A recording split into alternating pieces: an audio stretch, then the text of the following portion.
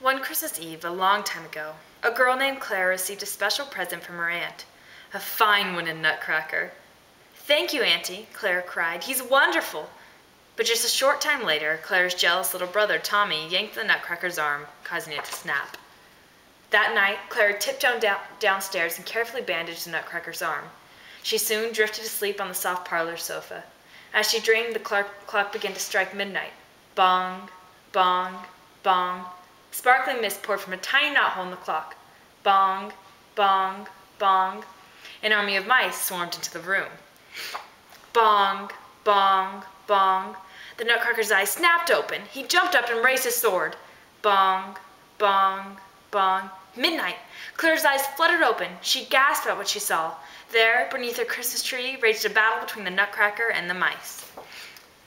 Claire tried to help, but the Mouse King cast a spell and Claire began to shrink until she was the smallest nutcracker. "Only the Sugar Plum Princess can undo this spell," the nutcracker told her. "I've been searching for the princess ever since the Mouse King turned me into a nutcracker." Just then an owl gave Claire a shiny locket. "When you find the Sugar Plum Princess," he explained, "open the locket and you will return home to your normal size."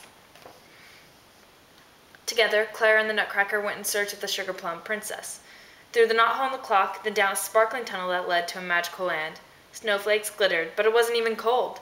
Suddenly, they were surrounded by tiny, dancing creatures. "Snow fairies," the nutcracker said. Traveling on, Claire and the nutcracker discovered a magical horse named Marzipan in a ruined gingerbread village. Riding in Marzipan's sleigh amid the broken cottages, Claire spotted a tiny doll on the ground. "Is this doll yours?" Claire asked a girl dressed in peppermint stripes. The peppermint girl nodded. "Who did this?" the nutcracker asked her. "And her brother, the gingerbread boy. The Mouse King's army," they answered. "And here they come!" yelled the children. Marzipan raced away for safety, leaving Claire and her friends to run from the evil mice. Suddenly, a ladder unfurled from a tree above. Racing up the ladder, they met their rescuers, Major Mint and Colonel Candy. "Let us help you find the Sugar Plum Princess," said Major Mint. Meanwhile, inside the Palace of Sweets, the Mouse King sat surrounded by subjects he turned into stone. Frowning, he listened as Pin the Bat told him the news. Claire and the nutcracker were looking for the Sugar Plum Princess. The Mouse King's eyes glittered. "I have a plan to stop them," he sneered. Back in the forest, Claire and the nutcracker searched for food and water for their journey. When the nutcracker uncovered an old well, dozens of flower fairies escaped. The fairies, who had been trapped there by the evil mice, danced to thank the nutcracker for setting them free. Filled with delight, Clara joined the fairies' fun. Suddenly, the ground began shaking. The Mouse King had sent a rock giant to attack. The air filled with snow. No, not snow. The snow fairies. They blew on the nearby lake, turning it to ice. And Marzipan galloped back, too.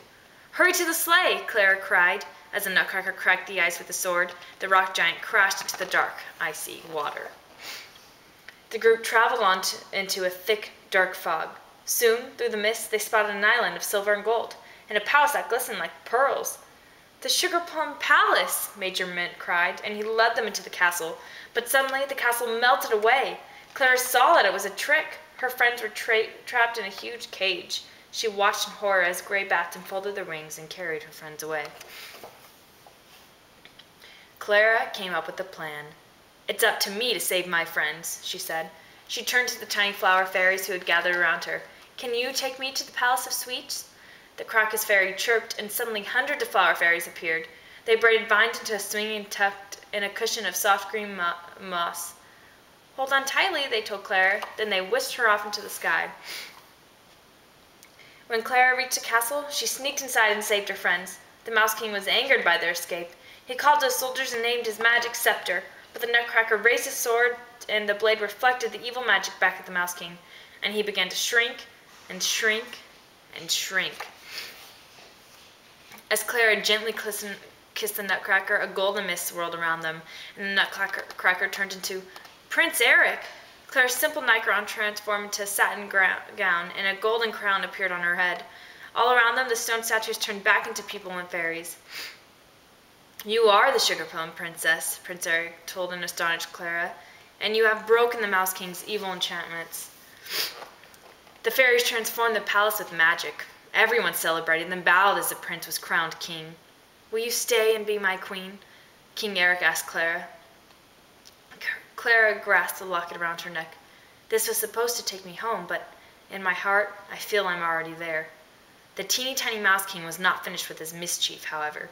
Pin the Bat swooped down and stole Clara's locket and handed it to the Mouse King, and as he opened it, Clara began to fade away. When Clara awoke, it was Christmas morning. She was back home, in the parlor, without her locket, and the Nutcracker had disappeared. She was so sad she didn't even care that she had to wait for her favorite aunt to arrive before they could open presents.